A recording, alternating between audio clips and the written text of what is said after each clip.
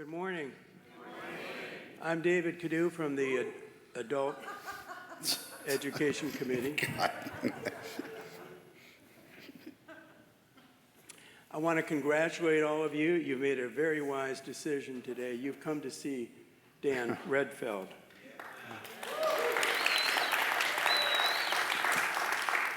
Now, I know some of you are disagreeable.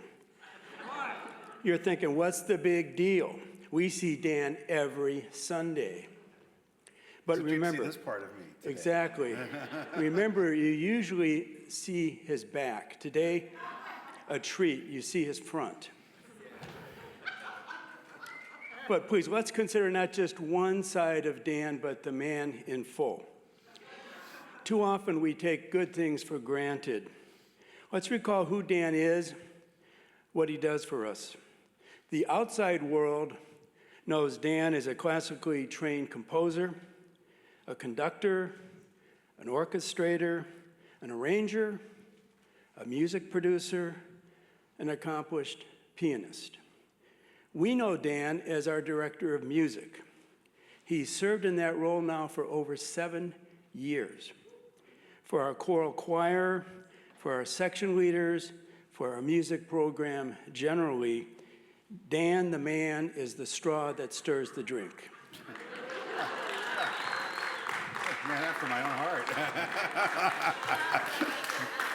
Usually he's working behind the scenes, but he is always delivering soaring, sacred music. And he does it not only with gusto and verve, but from a broad base of experience. Dan trained at Boston's New England Conservatory. He earned at UCLA a degree in composition with an emphasis in conducting. Over the decades, he's written important chamber works, film scores, and other concert pieces.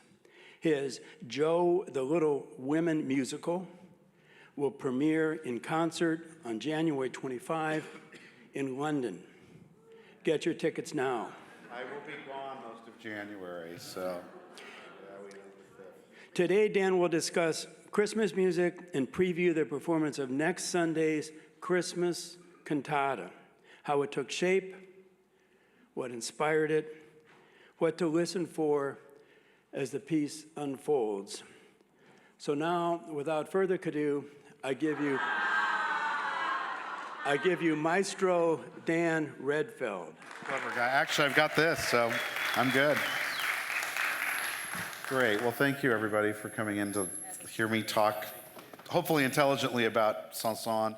And then we're going to, as Jake and I talked about it, we were like, well, how do we fill an hour? And Jake had the brilliant idea of me talking a little bit about, I guess, Christmas Eve and a couple of the carols, and kind of why Christmas Eve is what it is here, which is what really sold me on the job. When I got hired, it was all about Christmas Eve for me. So let me talk first about the Oratorio de Noël by Camille Saint-Saëns. I don't know if everybody is a Saint-Saëns fan. I grew up listening to some of the stuff. I mean, he's kind of known for Danse Macabre. His organ symphony, the Third Symphony, is a staple in the literature. Obviously, Carnival of the Animals. His cello concerto is very well known. And I'm a big fan of his piano. He wrote 5 piano concerti that are fantastic. Particularly number 2 is probably the most famous, and number 5, the Egyptian, which is beautiful. I really like his third because it's a real experimental piece, and in fact, it's only 2 movements instead of 3, which is real typical in that period to be a 3-movement concerto.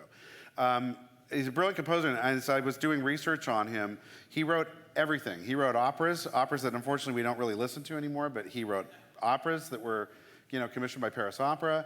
He wrote art songs. I mean, obviously the big orchestral stuff. He did kind of everything. So it was interesting to read about him. He was born, ironically, on my mother's birthday, and except not the same year, obviously, but October 9th, 1835 in Paris. He was born into a family his father worked as in the government and died shortly after his birth from consumption. So he grew up in some little bit of affluence and then was kind of shipped back and forth between his mother and his aunts, who got him going with music. He showed immediately an aptitude for music and got him the kind of teachers and got him on a piano. And from what I've read, it's Harold Schoenberg, who's one of the, if you know Harold Schoenberg's work, was one of the great music critics in the 20th century, wrote that it's believed that he was actually more prodigious and I don't know what you call it, even more crazy prodigy than probably Mozart or Mendelssohn in terms of what he was playing at age 9 was more advanced than even them. And it's something I didn't know about him. I had no idea about that. He became a lover of Bach at a time when Bach's music was not played. It's the thing that everybody doesn't seem to realize. Bach was not celebrated after he died. There's the old story that, and again, I don't know how true this is, but we all hear about it in music school, that supposedly Bach's resurrection happens with Mendelssohn. Mendelssohn is having buying fish and finds that his fish is wrapped in the B minor Mass. I don't know if it's true. And then goes back to the fish market and finds the rest of the manuscript. Bach was not considered a great composer. It's not until Mendelssohn kind of brought him to the forefront. Mozart, when he died, was instantly celebrated, and was, Beethoven, same thing. So Camille Saint-Saëns becomes one of the lovers of Bach early on. And I guess as I was reading, he was also an incredibly overachiever in school, in Latin, in mathematics, in language, and poetry, and literature. And I guess some of his art songs he actually wrote a lot of the poetry for, which, again, I didn't know. I've never heard really of his art songs. At 13 years old, he was enrolled in the Paris Conservatory. Again, showed incredible aptitude with music. The one thing I found out that was really interesting is that everybody who was a pianist and composer at the Paris Conservatory you had to learn organ, because you had a better chance of having a career as an organist than you had as a pianist. And I thought that was also very interesting. I was like, wow, I didn't know that. He studied with the same composition teacher who taught Gounod and Bizet. Great company. But the interesting thing that I found out about him is he kept applying for the big prizes at the Paris Conservatory and stuff that was also being done compositionally in Paris, and never seemed to win. It was really interesting. And yet, he was incredibly celebrated by Liszt, by Schumann, and Wagner. Wagner liked him. He was very intimate with Wagner's operas. And I read that there's a quote with him saying something along these, I'm going to paraphrase, but along these lines that, I know I'm intimate with all of Wagner's operas, but I don't follow the Wagner religion. And for those of you who don't know about Wagner in that time, Wagner is like it's like a religion. If people journey to Bayreuth like it's going to Mecca. It's crazy how people worshipped him. But he loved Wagner's music and output. In 1858, he was hired, so you're looking at, he's 22, 23 years old. He's hired at La Madeleine, which is the Church of the Empire in Paris, as the organist and music director. And within a few months of that, he writes this piece in about 10 days, right before Christmas Eve. The piece premieres on Christmas Eve, 1858, and he conducts from the organ. And this piece is a jewel. I'm going to talk, before I go back to the piece, just a little bit more about his life, because his life was actually really, as I read about it, was really fascinating, as most of these people usually are when you go read about them. They're all nuts. Composers and artists of this period are really crazy, and they all are crazy. It's nuts to me. So he eventually resigned from the organ post in the 1870s and never touched the instrument again. And he said the reason he resigned is he got tired of the clergy, interfering in the music and being incredibly insensitive to the music. And I guess that was really fascinating to me. And he actually didn't like religion. And I find that also fascinating, because I find a lot of these composers aren't really religious. They're really fascinating human beings, and yet they write all this religious music, and it just fascinates me. He was married. He had a couple of kids. The kids died. Both passed away. And his wife and he went on holiday. And this was the other thing. In the middle of the holiday, he just leaves her and disappears, and they never see each other. They never divorce, but she never sees him again. And she showed up at his funeral. And it's conjectured that he may have been homosexual, but they're not really sure. But he never has another person in his life again. He ends up becoming very close with Fauré and his wife, who take him in. And he never establishes a home. He moves around from place to place. He's a fascinating human being. As he got older, he became more conservative in his musical views, to the point that he was rallying against people like Debussy and against all this, and people thought he was kind of out of his mind a little bit, because he was so staunch in his conservative musical views, even though when he was a young man, he was actually very progressive in his musical views and pushing the envelope. So it's kind of a fascinating human being that way.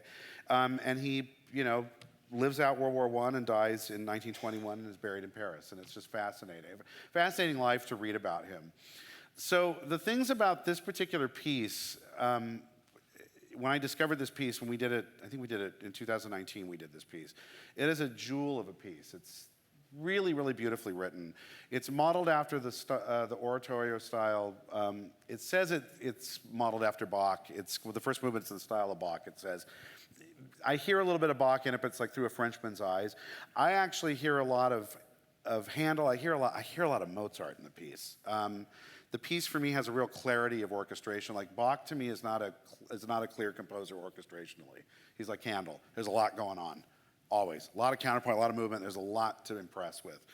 Mozart, it's always this real clear texture, and Tchaikovsky's another one that I know was a real big Mozart fan, and I find the same thing in Tchaikovsky's orchestration. It's just, there's a real clarity to thought, and it's very hard to achieve that. My music isn't like that either. I'd like to try to challenge myself someday to see if I can do that. It's very hard to write like that. And the piece is scored for soprano, mezzo-soprano, alto, tenor, bass, string orchestra, harp, and organ. And as you're going to hear in a second, it's quite beautiful. It takes the traditional texts as we know them, but then as Chris and I were talking, it does, it takes from Luke, Isaiah, but then it actually, you were saying it hits a lot of Old Testament the other day when we were talking, which is really interesting. A lot of Psalms. It's a really interesting piece the way, it's not like the Messiah, which takes you on a journey dramatically, and I think that's partially also Handel, being a theater composer. This doesn't feel like an opera. It's not set up with motifs. It's not set up with that kind of thing. Like in the Messiah, I always talk about how the first movement in Messiah is the darkness of the world and just the awfulness of the world. And then all of a sudden out of that, every valley appears, and it's this balm of like pastoral kind of comfort to it. And, something's coming. And this doesn't do that. It's very interesting. Each movement is like its own individual little jewel kind of combined, but the music is so evocative and it's just beautiful to listen to. So I think what I'll do is we'll start off with the prelude. We're going to play the prelude next week as the prelude for the service, actually. Chris and I have sat down and decided to break the piece up through the service. So it will be the prelude. So I did edits to these, so the prelude, just so you kind of get used to it, will be a little shortened version of this, but to give you kind of an idea of what it's like. So Paul, if you'll play the first one, number 1.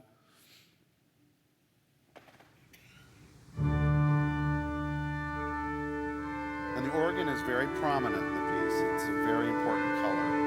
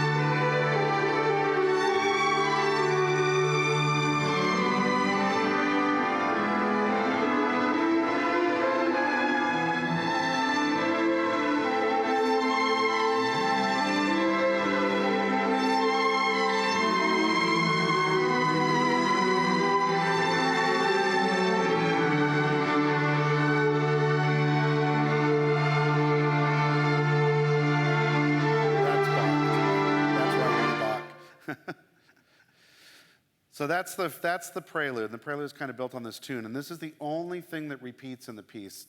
Towards the end of the piece, this tune will come back, and then the choir sings hallelujahs over it.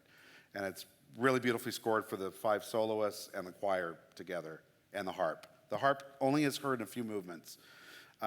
So that's kind of what the prelude is like, and it's got a real kind of pastoral kind of a feel, a real nice balm to it. Not the dramatics of like Handel with the Sturm und Drang and the darkness.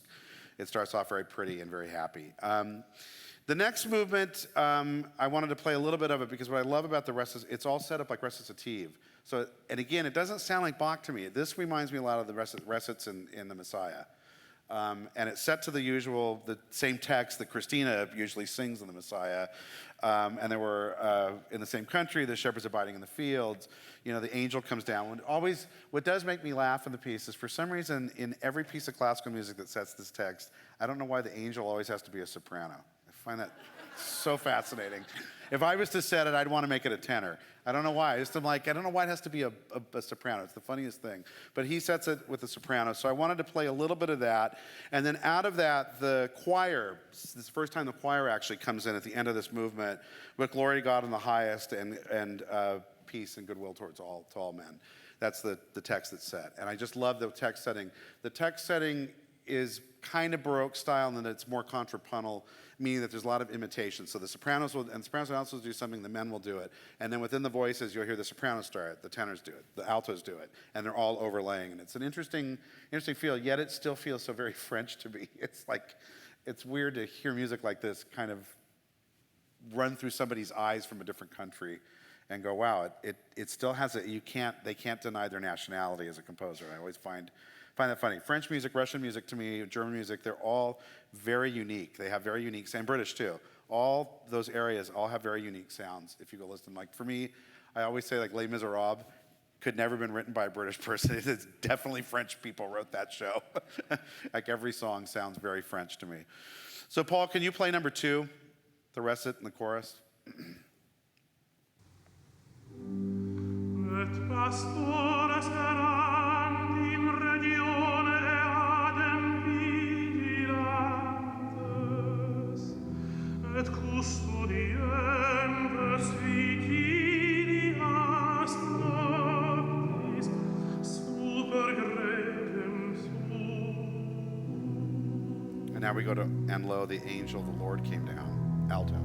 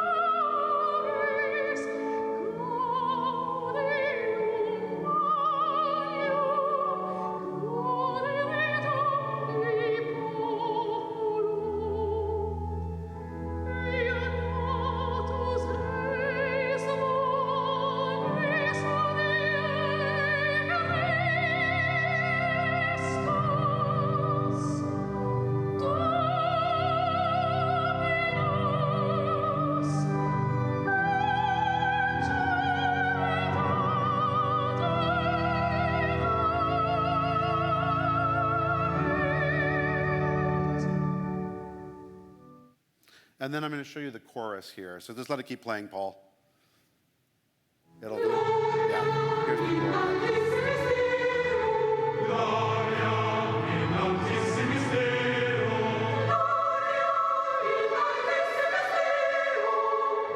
Here's where you get the more Baroque sound. Yeah, you'll hear the imitation over each other at that part, so when we get to that. But yeah, it's just really, really lovely music. After this, you're going to get an air that Emily will sing, our beloved alto. Actually, not this one, don't play it yet. That she'll be singing, which is really quite beautiful. And then it's followed by Elias again, who will sing, which is the women's chorus. I didn't put these on the recordings. I wanted to show this next piece, which is the duet, which Christina and Matt will sing, and it's the first time you hear the harp. And what I love about this is this sounds very French to me. I mean, when you listen to it. But then, and just, Paul, when we go to play this, just let the track play out. I did a jump so I can show you in this movement, I hear a ton of Mozart. There's a lot of scales in the soprano and the alto that remind me a lot of like things of like the Queen of the Night or stuff that you hear in like Magic Flute, stuff that you'll hear in La Notte di Figaro. It's amazing because I'm like, yeah, he really knew his Mozart. So this duet is actually set to one of the Psalms. So blessed is he that comes in the name of the Lord is what this is set to. So if you can go ahead and play the third track.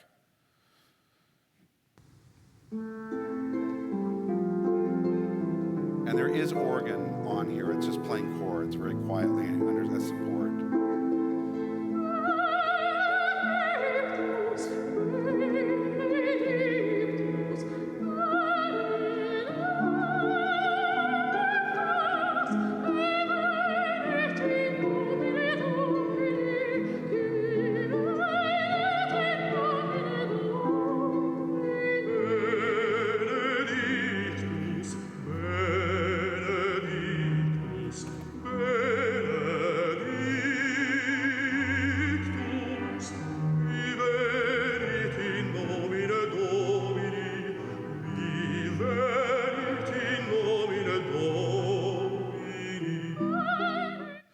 And then let it keep playing, because then I went to show you the scales, and you'll hear what I mean. If you know Mozart, this sounds so much like Mozart's vocal music. Deus Dominus, et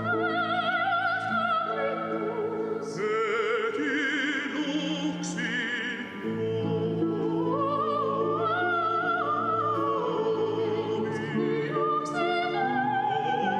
Now the male voice has it. lux in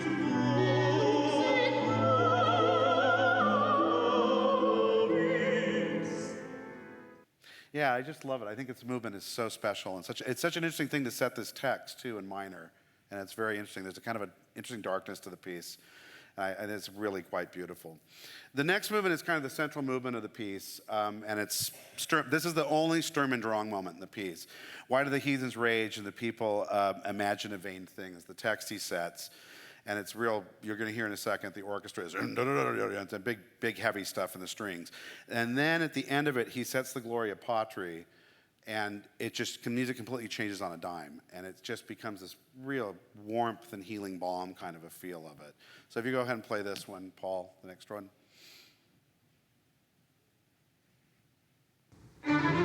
Yeah, that one.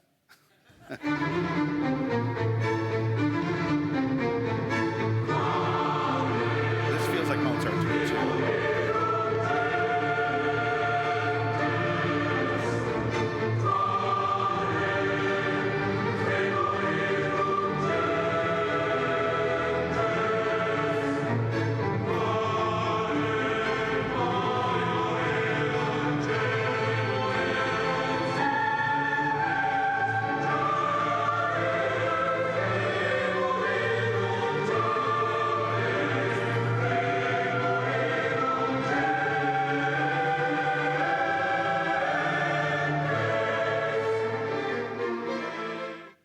So keep it playing, it'll go to the Gloria Patri. So the Gloria Patri, it actually shifts from 4, it becomes like this waltzy lullaby.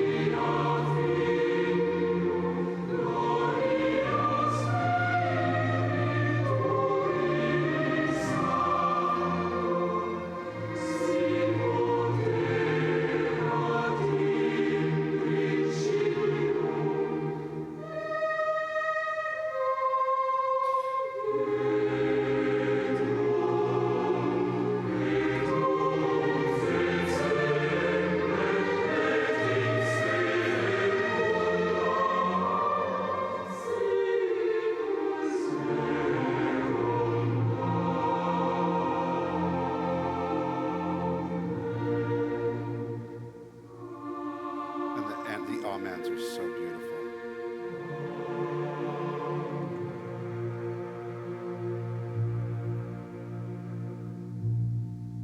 And again, the organ is just the pizzicato strings.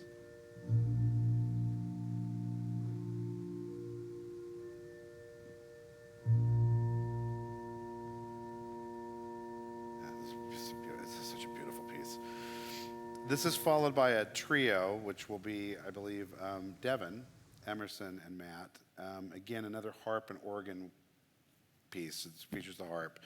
And then I went to the next movement after that, which is the quartet. It'll be, sorry, hold on a second, Paul.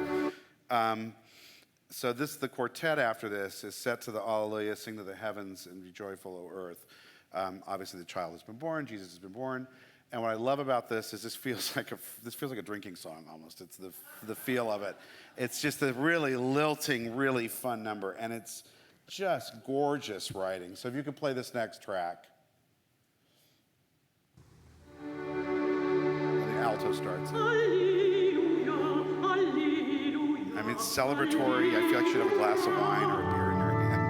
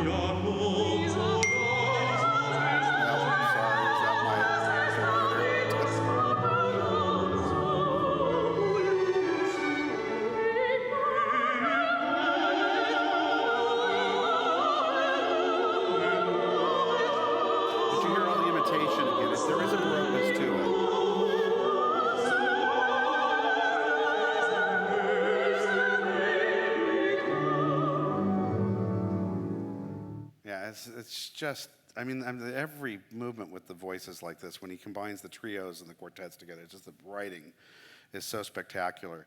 And then that's followed, the next movement after that, which I didn't put on here because it's a repeat of the prelude. This is the only thing he brings back musically, and then sets it with Arise, O Daughter of Zion, Alleluias, et cetera, et cetera. And the choir interjects with Alleluias.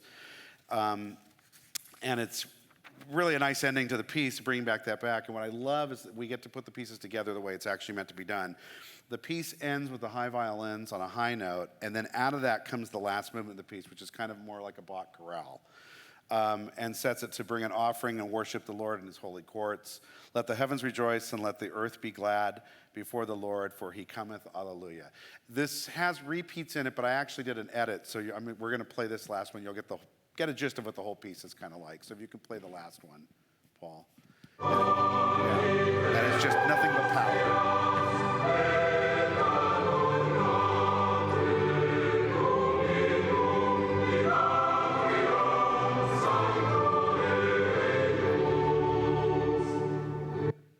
Oh, you can keep playing. Yeah. That's the end of it? Oh, it should have gone all the way through. Oh, weird. That's bizarre. Okay. That's odd. No, don't hit 7. Have 7 Shepherd's Pie. That's weird. I shouldn't have done that. The piece is really interesting because what I love about it is the instruments double the voices. Organ doubles the voices. It's all about ending the piece on a big, powerful note. And it just has this spectacular, happy ending to the piece. Very different again from the Ceremony of Carols last year, which ends with the kind of austere opening prelude piece that comes back at the end as everybody exits. And, the postlude and that's very, very interesting and kind of austere and dark. So that's the chanson. That's essentially what the piece is like. It's just really beautiful music from start to finish. I mean, beautifully crafted, impeccably put together. The choral writing is lovely, and the solo writing I am particularly taken with because it's just the way he uses the voices and the color of the sounds of the voices and how he puts people together. It's just really pretty. And the one joy that we get to also have is to have a harp. I'm an enormous harp nut, so anytime I can actually watch a harp play, it's one of my favorite instruments in the world to write for because it's the hardest instrument to write for. It's brutally difficult, and he does really beautiful work. But yeah, so I hope next week when we do it, you enjoy it and hopefully it'll move you the way it kind of hits us. I don't know if anybody has, before we move to the next part, does anybody have any questions about the piece or about him at all? Yeah. Are they singing French? No, it's all in Latin. The whole piece is Latin. Yeah, so. Yeah. But you'll have a translation in the bulletin. Oh. Put you on a mic. What? Oh, hi. Yeah. Maybe I'm the only one in here who doesn't know this, but when you say it sounds so French, and there's such a distinction between the French pieces or the English, I don't understand that. So, Can you elaborate? So when you listen to French music, there's just a kind of style that French music has. How do I explain this? It's actually a really good question. British music has a very folk kind of a style. It's very modal. When you hear it, let me go to the piano. So when you hear like British music, you'll hear stuff like this kind of a feel with British music. You can't mix it for anybody else. Russian music, it's very, actually, ironically, Russian music sounds very Jewish to me. And that's why I always find interesting with that. You listen to French music, I always think of, what's like a really good, like a French tune? No, not that kind of thing. Debussy's very different to me. Debussy's, while it's French, it's impressionistic French. What I mean is like the folk kind of quality comes through. So if you like take something like from Les Mis, how's it go? I got it. If you take like Les Mis.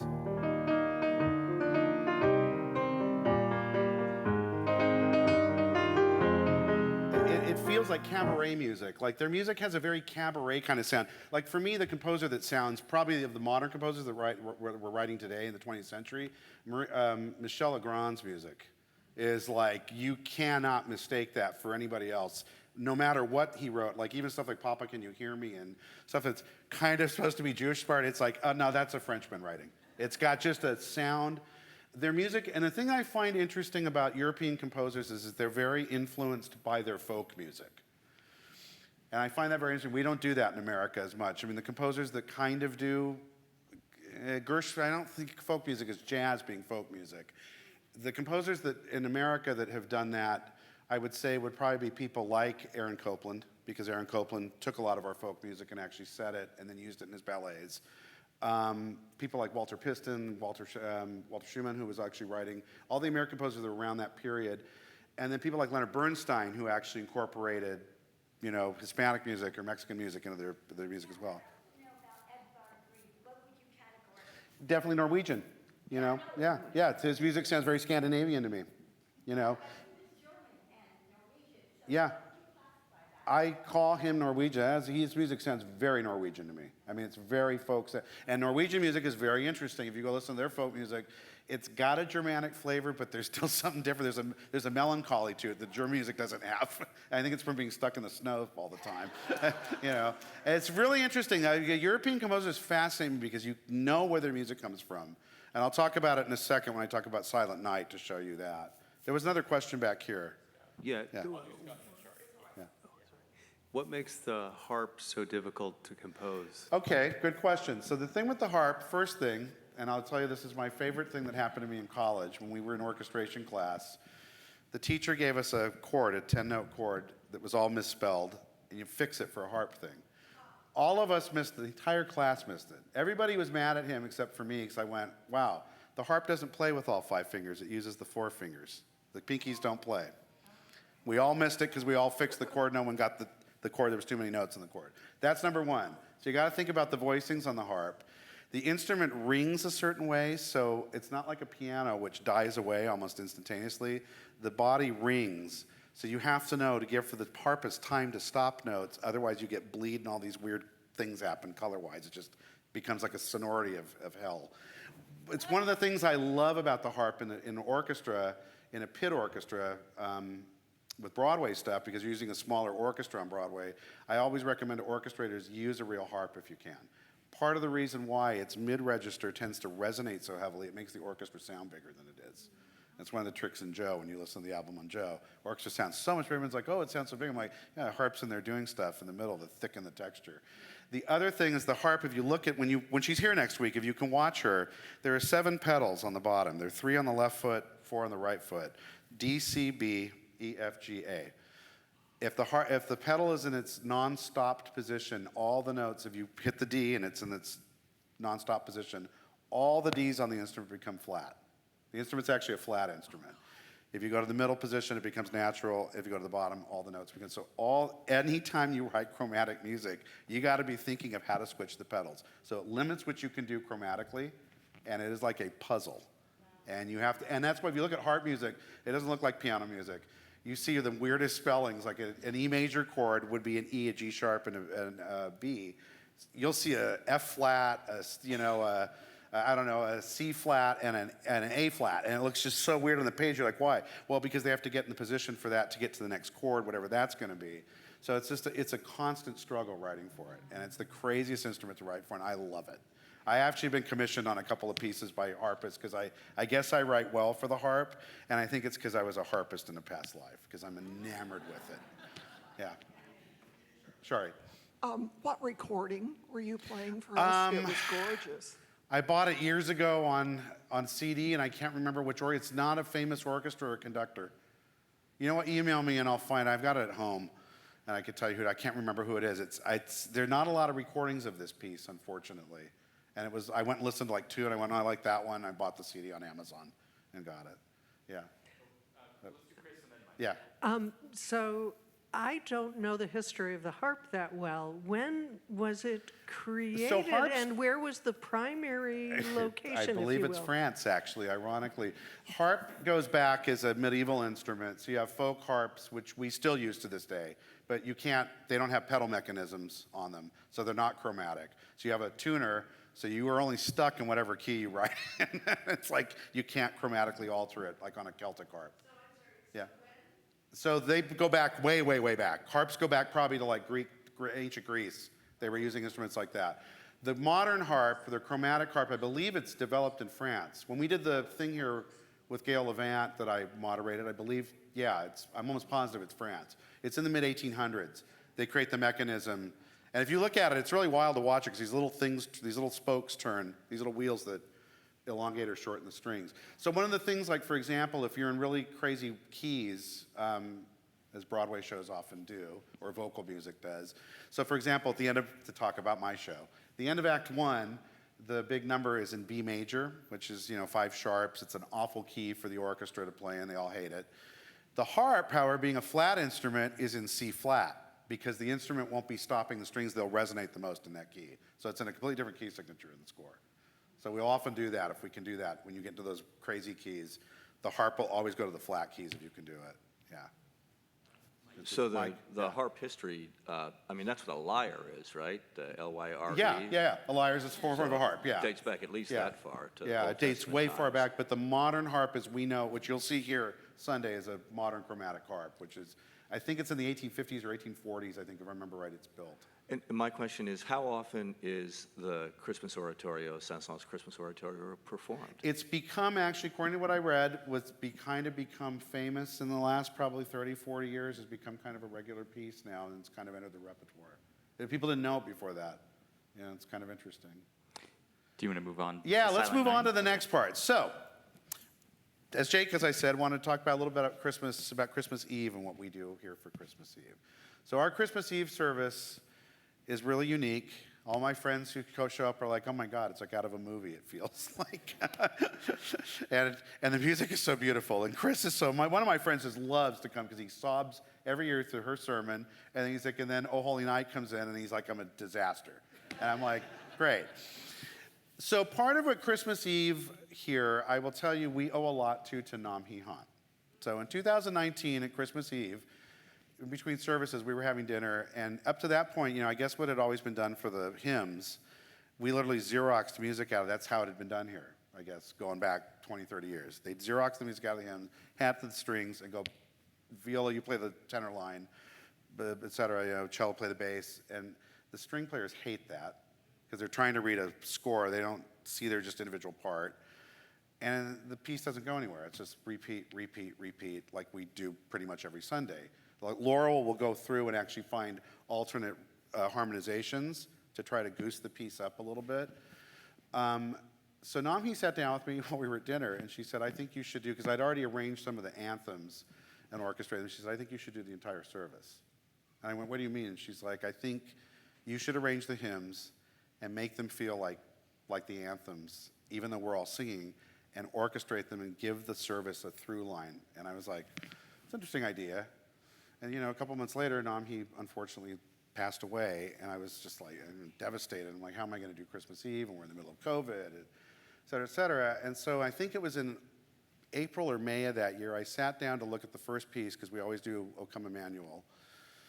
I had a really bad recording off the board from that year, and I listened to it, and I thought, well, it'll be interesting to see what I could do with this. I had found in her music on the organ that she played the last verse out of the Oxford Book of Carols, using the David Wilcox version accompaniment that he'd created in England.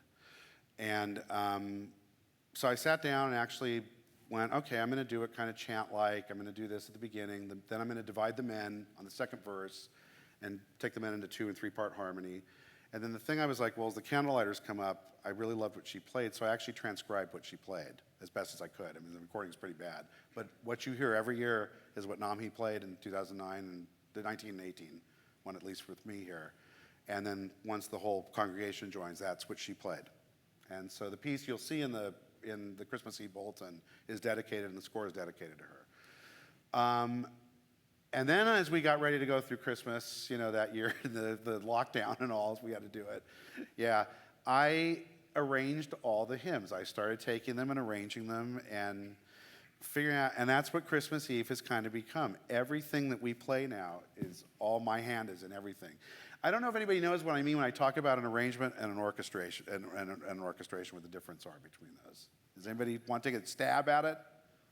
Okay, so an arranger, this is a weird thing. There are some of us who like to do this, and it's like, I always make the joke, it's like a woodworker or somebody that makes decorative wine bottles. It's a weird niche thing that you get into. Not everybody does this, and not everybody does it well. I got into arranging very young. I got just fascinated in wanting to look at how music is put together. And what an arranger does is you take an existing piece of music and you arrange how it's going to be put together. And it's not only just the notes, it's the accompaniment, how you reharmonize. Sometimes you will change the melody. You have to create a structure for the song, a beginning, a middle, where is there going to be an interlude in the middle? And you think of the great arrangers that, the people that worked with Nelson Riddle, for example, is one who did all of the Sinatra arrangements, the majority of them, or Billy Byers, Quincy Jones. My hero, John Williams, is a fantastic arranger that nobody seems to realize with movies like Fiddler on the Roof, Goodbye Mr. Chips, all the stuff he did in the 60s that nobody knows that aren't film related, the dozens of albums he arranged. Andre Previn, another brilliant arranger. It's a weird skill. It's something you kind of learn how to do, and then I got taught under guys, some of the great guys that taught me how to look at it and how to do it. And it's just a weird thing of sitting down, looking at somebody else's piece of music and trying to put your stamp on it without, keeping the integrity of the music still there. And I'll talk about that in a second. And then orchestration is just simply assigning the instruments. What instruments are going to play the line? What's it sound like if I put a flute together with an oboe? What's it sound like if I put the violas above the violins, which I often like to do? What do those colors sound like? Knowing how the instruments work. So like, for example, you'll never hear me here. Rarely will I put a flute down low, because the flute, once it gets lower, it gets buried. It just disappears. It becomes kind of ghost-like. Oboe the other opposite ways. The oboe goes higher, gets harder to hear. You get down low, it sounds like a bad sneeze or a honk. It's like honk, honk, yeah. And just knowing how those things work, where the instruments lie the best, that's a lot of study. Orchestration's a wacky thing. I would say my three favorite things in the world to do, besides my other favorite things besides conducting, are arranging and orchestrating. And I look as a composer, a good composer to me is also a great arranger and a great orchestrator. And we don't often think of those things that way, but I think all the great classical composers were great arrangers and great orchestrators of their music. And unfortunately, it's not taught like that in school. And I'm like, yeah, I think it should be. I don't know why that turned on. No, don't play. So what we do here every year at Christmas, and Easter, my name is on everything, because everything I've done, I've either arranged or orchestrated. Now, in the sense of some of the pieces that we do on Christmas Eve, the John Rutter pieces, he is a fantastic arranger and fantastic at taking existing Christmas carols and sticking his stamp on them. I don't touch his arrangements, but I will reorchestrate. And what I do is I buy his score. You can get it. I get it shipped to me. I sit with the score, and I don't really change much, but I'll maybe add some stuff. Or I have to figure out, we don't have horns. Well, where do I give the horns to in the organ? Or stuff like that. So one of the pieces we're going to do, Paul, if you can play number 7, Shepherd's Pipe Carol. This is the first year I've done an orchestration for this. This is John Rutter.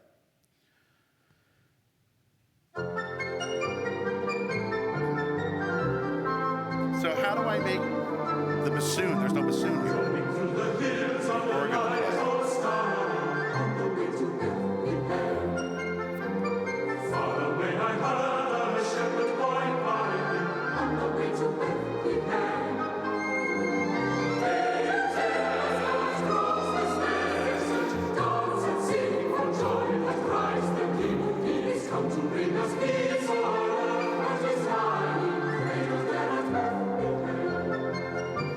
That's one of the pieces we'll be doing on Christmas Eve.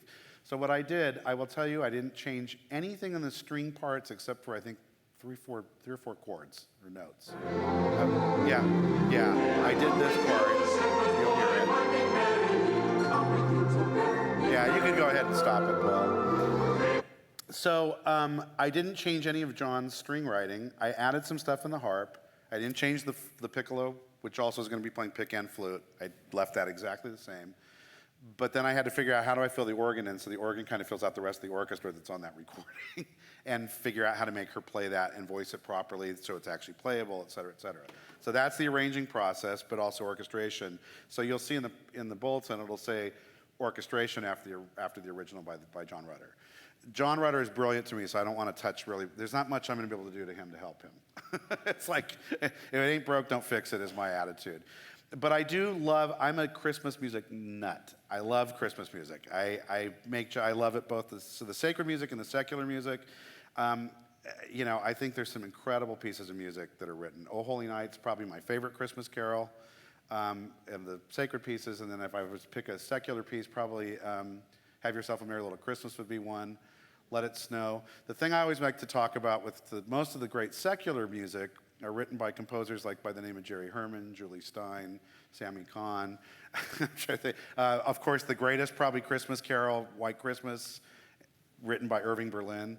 Something these all guys have in common is they realized early on in their careers writing Hanukkah music was not going to be successful, so they wrote Christmas music. And the majority of the great Christmas music is written by Jewish composers. It's hysterical to me. I find it really funny. My mentor, Larry Blank, and I often talk about that and make jokes about that. And I just love, my love of Christmas music comes from the fact that you get to do all the sparkles. It's just constant color changes to me. So one of the other pieces that we do every year that we all sing to is Silent Night. Silent Night has a really interesting history to it. When I went and researched it, I kind of vaguely remembered it. And then going in depth, it's really interesting. The lyrics are written by Father Joseph Moore. It's a poem, actually, he wrote in 1816. It's 2 years before the piece is actually written. He just had it in a drawer. And on December 25th, 1818, he brought the poem to schoolmaster Franz Xavier Gruber. I love that name. It always sounds like a bad guy in a movie. Who wrote the melody and they performed it that night in the church that they were at. It's Nicholas Klaus Church, which had flooded, I guess was real prone to flooding, had flooded that December, and they thought the organ was possibly damaged.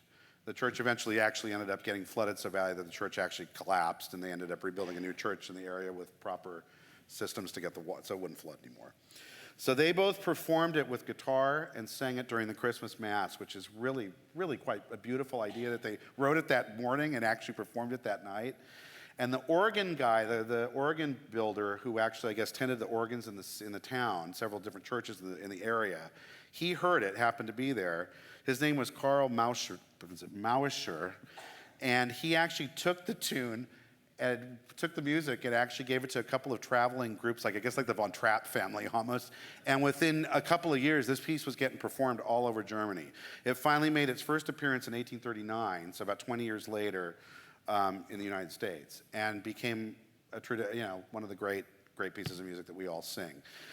It's interesting to go look at the original tune because it's pretty much the same. It's da da da da da da da da, but then here it changes. Ya da da da da da da da. That was how it was originally written. Over the years, either orally or how publishers published it, they've changed it ever so slightly, and it's the way we kind of all know it. So when I sat down to do the arrangement on it, I'm going to go to the piano now and talk a little bit about this. I knew that at the beginning of it, we would light the candles. So I was like, okay, so what do I do? What kind of introduction am I going to have? What am I going to do to harmonize? I don't want to change the harmony too much. This is a song where it feels really German. I will explain that in a minute. It is a very German-sounding song, very German folk-sounding music. So I didn't want to do a lot to it. So when you guys hear it on Christmas Eve, I want you to know, as you're lighting your candles, the poor cellist is over here sweating bullets. She says the scariest solo she has to do that night because I wrote it so high. So the cello's up in where the violin would play. It's like way up on the A string. And she sweats bullets every year. I get to hear about it every year. And she does a beautiful job with it. But so what I did was I sat with it. I was like, well, what do I do for an intro? I want to make the introduction short. The typical kind of intro you do. And then cello has it. Plays the whole melody as we're lighting the candles. And then I arranged the chorus, and so this is where I did, I did a little bit of tinkering with the harmony.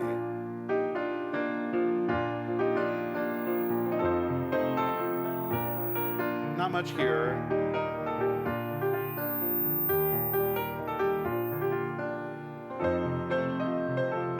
The way we'd always hear it.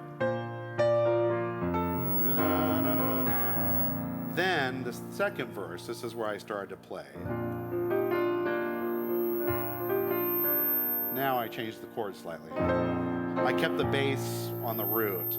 This is a very pop sound. And then here's where I had fun, because I was like, well, if I'm in the field, what would I want to hear? Because it's German. I would want to hear the sound of the cowbells clinking together on the, so how do I do that? I want to hear something that sounds Mahlerian or Straussian kind of stuff. So what I ended up doing, and this is something to listen for, the sopranos, so you'll hear the rest of the choir, the altos, the tenors, and basses as you're singing with them. Silent night, holy night, Son of God loves pure. You'll hear the sopranos go, "Ooh, ooh,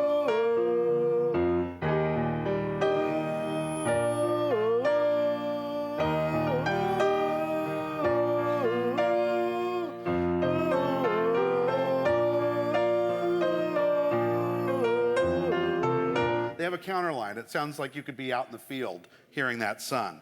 And then the other thing is an arranger, which I did. So I was like, okay, I've got the organ, I've got the harp playing.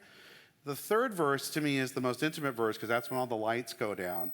I remove the flute, the harp, and the organ. It goes to only string quartet underneath as you're all singing. And real quiet. It's just the strings.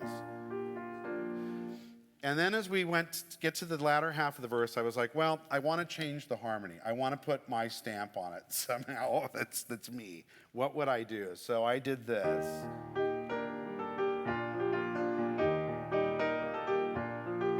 All the usual same, and then this is where I start to play with it. Nice dissonant chord. Different harmonization there. Then went back to the way we all know it. But that's my favorite part because that's the penultimate part of the piece. And at that spot, when we hit the Christ the Savior is born, the organ and the flute and the harp come back in to support the strings, and it gets a real full, rich sound underneath it, and then kind of fades out to the very end with a typical Dan Redfeld ending, Broadway ending.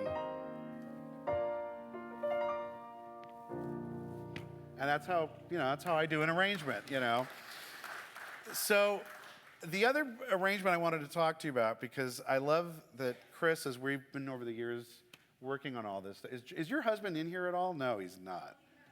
Oh, okay, so I could throw him under the bus a bit. So one of the things is Chris told me, well, John, which tune is it that he doesn't like? Is it Little Town of Bethlehem?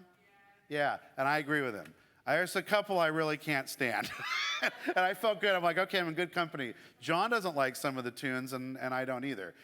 One of the tunes that I think is just the dippiest song in the world is Away in a Manger. I just think it's the silliest tune.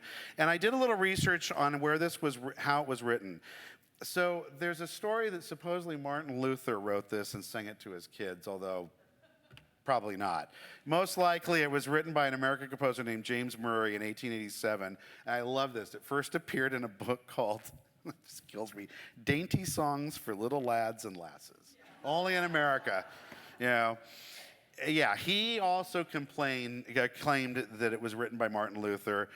And then eventually, I don't know how this happened, it got attributed to a composer named Carl Mueller, which there is no Carl Mueller anywhere in the world that we know of. And now the piece is known as Mueller. So in books, you'll sometimes see Mueller. And I was like, what is that? So I think this is the silliest little melody because it doesn't really do anything. It just goes, it's all scalar.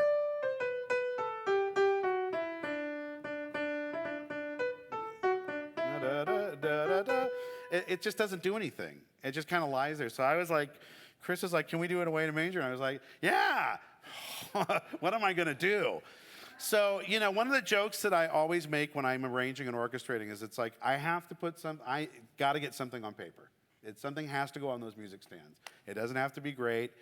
I just have to write. I don't sit and wait for a muse to appear. And what's funny is it's the one area I really probably have the most faith in anything from whatever it is that comes from beyond. It never fails. Something always happens, and I don't know how that happens.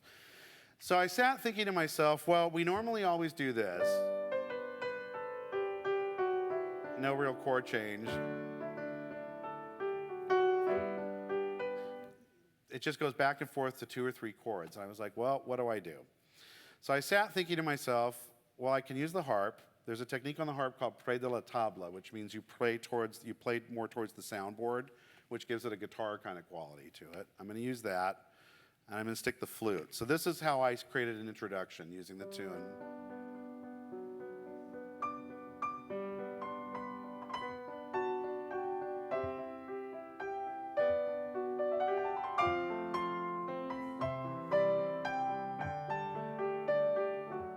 And then I was like, well, who's going to sing it first? Oh, Devin. Let's have Devin sing a solo, and I'll throw Emily on it at a certain point. And I changed the chords. Instead of making it just da-da-da-da-da-da-da-da, I went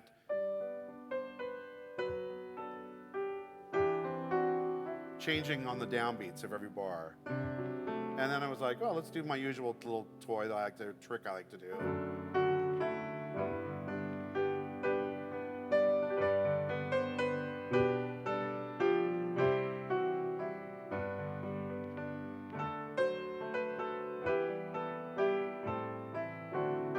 So I changed a couple of the chords and made it kind of do its little thing, and then brought the flute tune back.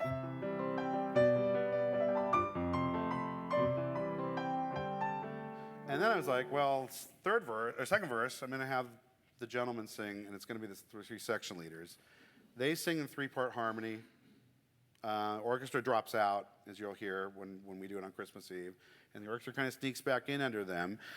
And then all of you get to join on the third verse. So at that third verse, I was like, well, now I'm going to take that little melody that I've been playing with, and then I have Elizabeth play it on the violin. Then she gets to go, take her down, let the flute come back in.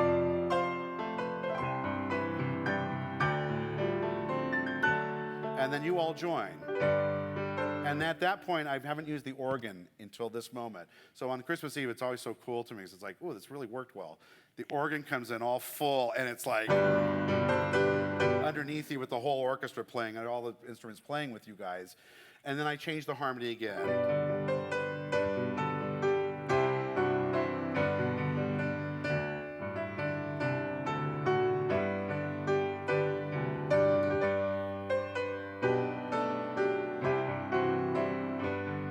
This is where I really had fun. And then I get to end. I was like, well, how do I end it? Oh, let's end with the flute again. And then you guys are out. The flute goes. And instead of giving a chord, I was like, let's be really creative and do octaves. You know, it has no sense of what key are we really in. It's a kind of a unsettling, but there's a strength to using octaves like that. And that's a trick. I hate to admit I got where that came from as I was sitting thinking about, well, how am I going to end it? I happen to have Jaws on in the background, and the end titles of Jaws ends. It ends. Big octave. I was like, oh, I'm going to steal that from John. And that's often how we arrange stuff. So that's kind of how I do an arrangement. It's like, you sit there and you just have to get it on paper as fast as you can. I used to do it on paper, writing by hand, but now I do it in the computer. I create what I call a sketch line. I actually start sketching, and as I'm sketching, I'm already starting to hear orchestration and what I'm going to do. And it just kind of fills itself in. And they go really fast. These things usually take about a day and a half to do, and get them out. And it's like, so Christmas Eve is, when you see that, my name on everything, every single chart has been done that way. And then the other thing I wanted to talk to you guys, just so you are aware of this, they will actually be here Christmas Eve. They do show up. I call them my elves. I'm like Santa and the elves. The most important part of the process of making music, we all think it's the orchestra. No, it's getting actual music on the music stands. We don't do that we're not supposed to as composers, and I'm a big believer don't, unless you really know how to do it. And with computers, everybody thinks they're what we call a copyist. And I'm like, no, you're not. You really aren't. There's a way music needs to be copied and laid out. It's an art form. I have a team. It's a music prep team. When I first got the job, I came to Lynn. I said, I need to hire these people. I want to use part of my budget for this, for when I do Easter and stuff. It will keep me sane. I don't have to, I write it, and it goes right off to them. It's a married couple named Jason and Danita Poss. They're often listed in the bulletin. Nobody ever sees these people. And there are teams of these people on movies and on Broadway shows. They actually have done all of Joe. You're talking 800 pages of music in that sense. And I think we printed 3,500 pages of music for the parts and scores and all. And they're involved in that. They literally take the score, extract everybody's instrument. Like the violin plays the violin part, the cello part. lays it out, they think about page turns. My favorite thing is that all the string players all show up and they're like, the parts are so great, I don't need to wear my glasses because they're big. They're using a font size that's big that you don't have to have a lot of light on. They're thinking about it, plus they proofread it. Because, of course, Dan makes mistakes as I'm entering stuff in, and they proofread, and I get a call, and it's like, is this what you meant? They caught one in the Shepherd's Pipe Carol. Oh, the harp pedaling here doesn't work. And I was like, whoops, I put it back a bar. It's like, you put it back a bar, it'll work. And they're like, okay, we just want to make sure. But they spend hours laying this stuff, and that takes days of work. And you never see these people. And they're probably the most important conduit in the music, to me, in the music business. It's not the players, it's not the singers, it's the people that get that music, put it on the stands. And I really owe them a lot. They've done a lot of work for us. Every chart up there, they've had their hand in, and the music looks beautiful, and it's beautifully engraved, and something the church gets to keep after this is paid for, and it becomes part of the library. So I'm really thankful to them. If they will be here at one of the Christmas Eve services, so if you see me talking to them, go up and thank them. Because they're the elves that do all the real magic for me. So. Yeah, so that's kind of what I was going to talk about, how I do an arrangement in Christmas, what Christmas Eve is. I hope that was kind of cool. That was excellent. Thank you so much, Dan, and we are so looking forward to, of course, the cantata and Christmas Eve. Are there any other questions? Yeah, as we close our time together. We have time for like 3 questions, maybe 2. All right.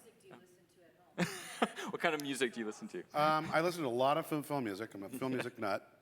So I have a huge film music collection. I listen to a lot of classical music and some Broadway stuff. I don't listen to a lot of pop music anymore. Occasionally I'll throw something on. I'll tell you, one of my favorite bands in the world is Blondie. So every now and then I'll throw Blondie on in the car, and I just love it. Yeah, Blondie. Go figure. Oh, yeah. Andy. Dan, what happens if you hear something that you didn't expect? Will you change it, or will you think, I'm not going to do that again? Sometimes I'll change it. It usually doesn't happen very often because I hear it all up here, and what usually happens to me is like, oh, that sounded better than I thought it would. That's usually my reaction.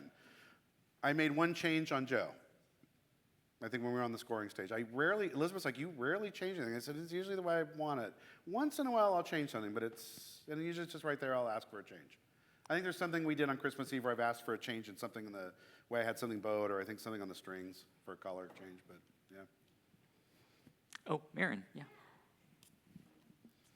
Trying to figure out how to even ask this question, but I've heard you speak about like the need for emotional arc in like productions and theater and making sure that we're going on a journey, and it seems like that is a key component to your arranging. Yeah. Can you speak a little bit to like how you're tuning into the emotional current of the song? You look at the lyric. The lyric often informs me. It's harder with a hymn because the hymns aren't really thought of as dramatic. But there's some hymns you'll see it, without a doubt. I mean, I think like Away in a Manger was one for me, ironically, because I think it's the silliest tune. But I'm like, looking at the lyric as a lyric, I went, oh, the last verse is really where the power comes in the text. So that often informs me. In theater, as the older I get, the more I become kind of dogmatic about this, that the lyric is the most important thing. I didn't used to be like that. It was like the music was the most important thing. Now it's like, now I'll cut and change anything. And my lyricists comment about it. They're like, you've mellowed as you've gotten older. But yeah, I often think of that, and I think it's a great, there are 2 components for me with what we do as arrangers. And I think in all kind of popular music, whether it be, and I'm going to talk pop songs, but theater music or film music or things that are written like as arrangements for like things like the Boston Pops, they have to communicate really fast. Classical music doesn't always do that. It takes its time. There are composers who I think are better at it than others. One for me is Rachmaninoff, really can communicate to you immediately. But popular music that's written like for studio music and stuff, it has to communicate its idea like that. So that's what I try to apply here, because it's got to make you all feel something that's going to support what Chris is saying in the service, and hopefully take you on a arc. And I think Christmas Eve has such a beautiful arc to it, So I hope that kind of answers it a bit. Everything is dramatic. We talk a lot about that. We do. About the drama. We do. And, Kierkegaard was the one who spoke of worship as theater, if you will. But it is God who's the audience. Yeah. Not us. Yeah. And so as we participate in the music and the words, to offer this as as a gift to God in Thanksgiving is really huge. And thank Namhi. Absolutely. It's the reason And- Christmas Eve is what it is here. Yeah, it is. Musically. Namhi really is. And forgive me for this, this shift because Namhi was so priceless to us. But John hates the first Noel and O Little Town of Bethlehem. See, now I like First Noel, and I love Oh Come All You Faithful. It's like another one I just love. But I agree with him on Little Town of Bethlehem. Well, Not on that one of my note, favorites, yes. thank you so much, Well, Dan. thank you, everybody, all for for staying. coming. Yeah. Yeah.